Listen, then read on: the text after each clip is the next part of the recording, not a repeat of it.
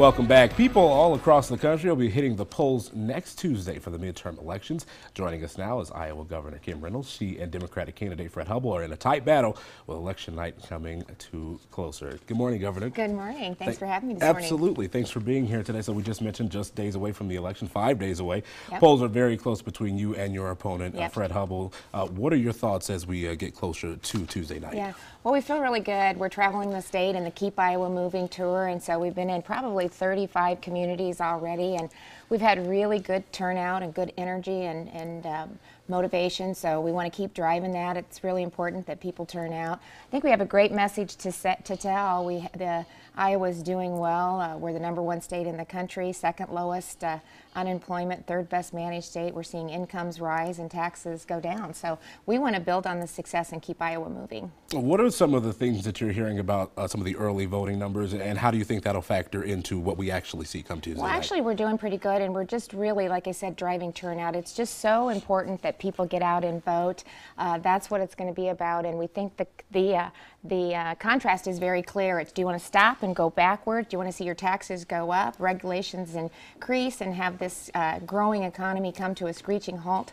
Or do you want to just continue to build on the success that we've seen? So we think we have a really good message. We think Iowans feel good about that, and we just want to get out and encourage everyone to go vote. You mentioned the Keep Iowa Moving tour ongoing right now. You've been making your way all across the state. What are some of the concerns that you're hearing from people in the state? Well, it gives us a chance to kind of talk about what we're doing and what we want to do moving forward. They appreciate the fact that they're getting to keep more of their hard-earned money. That's something that they've been very receptive of, and they don't want to see it going backwards. You know, they ask about, something that we have had the opportunity to clarify that comes up is when you don't have any vision or ideas, you go to scare tactics, and the latest one is that Republicans are going to take away Iowans' IPERs, and that is absolutely not true. So this has given us a chance to reassure people. I'm counting on it. When I retire, my daughter is a teacher, and she's counting on it. So we want to make sure that Iowans know we are not going to touch your IPERs. They're protected today, tomorrow, and into the future. I want to talk about something that we've heard a lot about recently. Congressman Steve King and some of his controversial statements that have been going around. Recently, the National Republican Congressional Committee chairs already spoke out, calling some of those statements inappropriate. Obviously, a part of your campaign, a co-chair on your campaign. What are your thoughts about that situation right now? Where does he stand with your campaign? Well, they are unacceptable, and I strongly disagree. And when I do disagree with him, I have made that extremely clear. We have thousands of chairs and co-chairs on my campaign, over 5,000, and he is one of them. And so, you know, we're working hard. We're traveling the state. We're talking about the positive things that are happening. Historic investment in K-12 education.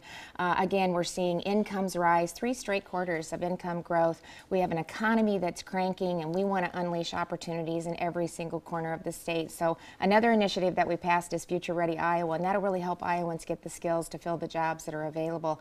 Because as I talk to business and industry, they often say business has never been better. They're excited about the future. We just need people, and that's an opportunity for Iowans. Wonderful, Governor. Thanks so much for your time. Thank you. And we look forward to Tuesday night. Thank you. Appreciate it. Absolutely. And of course, election night is Tuesday, November 6th. Your local election headquarters will have full coverage that night. We'll speak with the candidates and, of course, bring you the latest results both on air and online at ourquadcities.com.